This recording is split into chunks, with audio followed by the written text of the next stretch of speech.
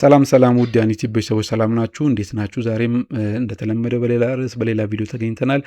ዛሬ ይዤላችሁ የመጣሁት አንድ በጣም ወሳኝና ብዙ ቢዝነሶች ወይም ደግሞ የአከራይ ተከራይ ቢዝነስ ያሉ ድርጅቶች ወይም ደግሞ ግለሰቦች ሳያውቁት ዋጋ የሚከፍሉበትን ጉዳይ በተመለከተ ነው ይዤላችሁ የመጣሁት። ያው የቤት ክራይ ግብር በተመለከተ ሬንታል ኢንካም ታክስን ይመለከታል። እስቲ ሁላችሁም አንድ ጥያቄ ልጠይቃችሁ። የድርጅቱ የክራይ ውል ወይም ደግሞ እርስዎ ያከራዩት የቤት አጠቃላይ የወሩ ዋጋ ወይም ደግሞ የክራይ መጠን 20 ሺህ ብር ብቻ የሚል ቢሆንም ነገር ግን ገቢ መስሪያ ቤቱ በ50 ሺህ ብር አስልቶ በልዩነቱ እናንተ 20 ሺህ ብር ብታመጡም በገቢ መስሪያ ቤቱ በ50 ሺህ ብር የወራዊ የክራይ መጠን አድርጎ በልዩነቱ ቅጣትና ወለድ አስልቶ ቢያስከፍላችሁ የሚያስከፍልበትም አግባብ ስላለ ይህ እንዴት ሊሆን ቻለ ወይም ደግሞ ከምን አንጻር ነው የሚለውን ነገር እስቲ እናንተን ምክንያት ኮሜንት ላይ ያስቀምጡልኝ። ውሉስ ስለዚህ ይህን ደግሞ ስልጣን ካለው ገቢ መስሪያ ቤቱ የዚህ ውል እናንተ የክራይ ውል ምንድነው ዓላማው፣ ታዲያ ጥቅሙስ ምንድነው የሚለውን ነገር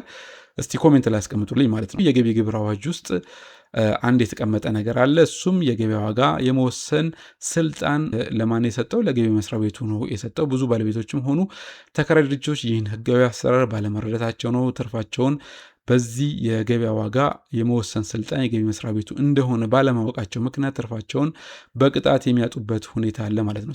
ዛሬ እንግዲህ በዚህ ቪዲዮ ውስጥ በረም ማብራራላችሁ ይህ የገቢ መስሪያ ቤቱ የግብር አወሳሰን ስልጣን ከየት እንደመጣ በአዋጅ አንቀጽ 979/2008 ላይ የተቀመጡ አንቀጽ 35 እና 36ን በማስመልከት በረም አብራራላችኋለሁ። እንደዚሁም ደግሞ ገቢዎች ቢሮ እንዴት ገበያውን እንደሚያጠናና እርስዎ ገንዘቦን ከቅጣት እንዴት መጠበቅ እንደሚችሉ በዝርዝር እናያለን። ቪዲዮ እስከ መጨረሻ ይመልከቱ። አዲስ ከሆናችሁ ሰብስክራይብ አድርጉ። ቀጥታ ወደ ቪዲዮ እንሄዳለን ማለት ነው። ስለዚህ ይህን ጥያቄ ስመልስላችሁ የቤት ኪራይ ገቢ ግብር በሚወሰንበት ጊዜ የውል ዋጋ ወይንስ የገበያ ዋጋ ነው የሚወሰነው ወይም ደግሞ የሚወሰደው የሚለውን ነገር በምንመለከትበት ጊዜ የገቢ ግብር አዋጁ ላይ በግልጽ ያስቀመጠበት ሁኔታ አለ። ያም ምንድን ነው? የገቢ መስሪያ ቤቱ የውሉን መውሰድም ይችላል ወይም ደግሞ የገበያ ዋጋ የሚወስድበት ሁኔታ አለ ማለት ነው።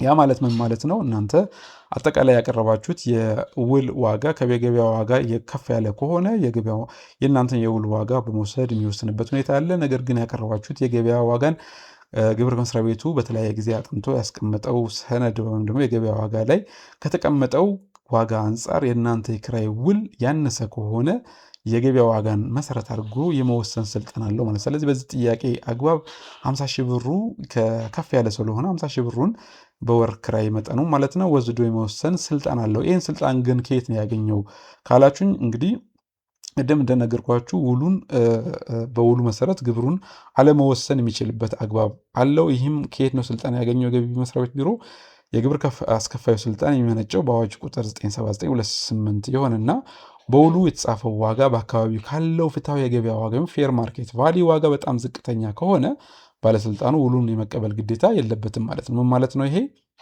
እናንተ ያቀረባችሁት የክራይ ዋጋ ወጥቶ ባጠናው አግባብ በተመሳሳይ እዛ አካባቢ ካለ የቤት ስታንዳርድ አንጻር እና የገበያ ዋጋ አንጻር ከእናንተ ቤት ጋር የሚመሳሰል የቤት ሁኔታዊ ስታንዳርድ ያለው ቤት አንጻር የእናንተ የገበያ ዋጋን ያላማከለ ወይም ደግሞ ያነሰ መሆኑን ካረጋገጠ በዚህ በተሰጠው በአዋጅ ቁጥር 979/2008 መሰረት ምን ማድረግ ይችላል ማለት ነው? ውሉን የመቀበል ግዴታ የለበትም ወይም ደግሞ ውድቅ ማድረግ ስልጣን አለው ማለት ነው።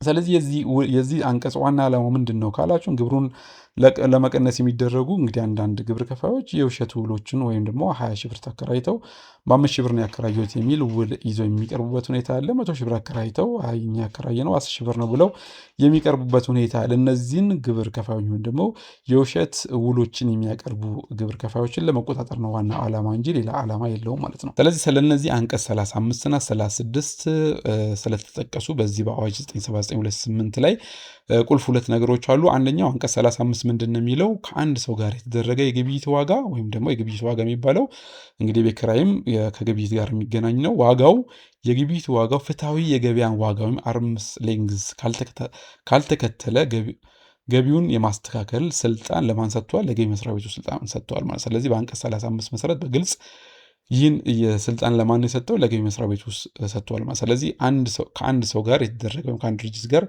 የተደረገ ዋጋው የግብይት መጠኑ ማለት ነው ዋጋው ፍትሐዊ የገበያን ዋጋ ያ ማለት ማርኬት ላይ ያለውን ዋጋ ያላማከለ ከሆነ ምን ማድረግ ይችላል ማለት ነው? ገቢ መስሪያ ቤቱ ገቢውን የማስተካከል ስልጣን አለው ማለት ነው። ሁለተኛ ደግሞ አንቀጽ 36 ላይ ምንድን ነው የሚለው? እንግዲህ ተዛማጅ ወገኖች የግብይት ዋጋ ሪሌትድ ፓርቲ በቅርበት በተሳሰሩ ወገኖች መካከል የሚደረግ የክራይ ውል የገበያን ዋጋ ካልተከተለ ያ ማለት ምንድን ነው? ሁለት ዝምድና ያላቸው ሊሆን ይችላል። ዝምድና የሌላቸው ቢሆንም በጥቅም የሚተሳሰሩ አካላቶች ሊሆን ይችላሉ። እነዚህ ተዛማጅ ወገኖች የግብይት ዋጋውን ኢንቴንሽናሊ ምን ሊያደርጉ ይችላሉ? ዝቅ ያደርጋሉ ተብሎ የሚገመትበት አግባብ ካለ ቼክ አድርጎ ትክክለኛው የገበያ ዋጋ የመወሰን ግዴታ ለማን የተሰጠው? ለገቢ መስሪያ ቤቱ ነው ማለት ነው። ስለዚህ እነዚህ ሁለት ስልጣኖችን ተጠቅሞ ምን ማድረግ ይችላል ማለት ነው? የገበያ ዋጋ መሰረት አድርጎ የመወሰን ስልጣን ለገቢ መስሪያ ቤቱ ሰጥቷል ማለት ነው። ስለዚህ በተደጋጋሚ የሚነሱ እነዚህ የግብር አወሳሰን ሂደቶች ላይ የሚነሱ ነገሮች አሉ። ስለዚህ ይህን ስልጣን ተጠቅሞ ነው የማስተካከልና የገበያ ዋጋ መሰረት አድርጎ እየወሰነ ያለው ማለት። ስለዚህ እንዴት ነው የግብር አወሳሰን ሂደቱ የሚለውን ነገር ስናይ አንደኛ ግብር የሚሰላው በሰፈር ወይም አካባቢ ጥናት ምን ያደርጋል? ገቢ መስሪያ ቤቱ የገበያ ዋጋ ጥናት ያስደርጋል። ወይም ደግሞ ባለስልጣኑ ተመሳሳይ የቤት አይነቶችን ዋጋ ምን ያደርጋል ማለት ነው? ቼክ ያደርጋል ወይም ያጠናል ማለት ነው። ተመሳሳይ መሆን አለባቸው ማለት ነው። በመቀጠል ደግሞ በተገኘው ዋጋ ወይም አስሬታል ኢንካም መሰረት በማድረግ የግብር መሰረት የቤት ኪራይ ዋጋ የግብር መሰረት ተደርጎ ምን ይደረግበታል? ግብር የሚወሰንበት ሁኔታ አለ ማለት ነው። በመሆኑም ግብር የሚሰላው በውሉ ዋጋ ሳይሆን በምን ይሆናል ማለት ነው? በዚህ ጊዜ በገበያ ዋጋ ላይ ተመስርቶ ይሆናል ማለት ነው።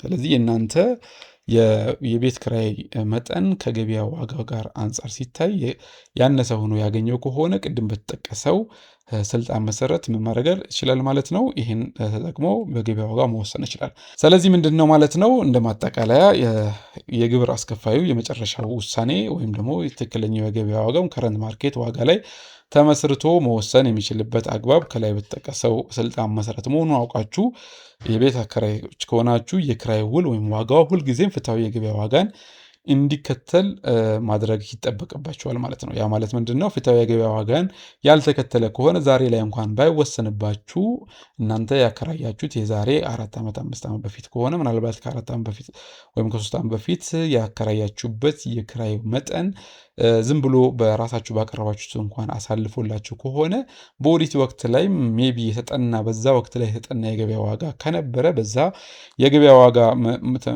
መነሻ በማድረግ የሚወሰንበት ጊዜ ላላስፈላጊ ቅጣትና ወለድ ልትዳረጉ ስለምትችሉ ሁልጊዜም ፍትሐዊ የገበያ ዋጋን የተከተለ መሆን ይጠበቅበታል የክራይ ውላችሁ ማለት ነው።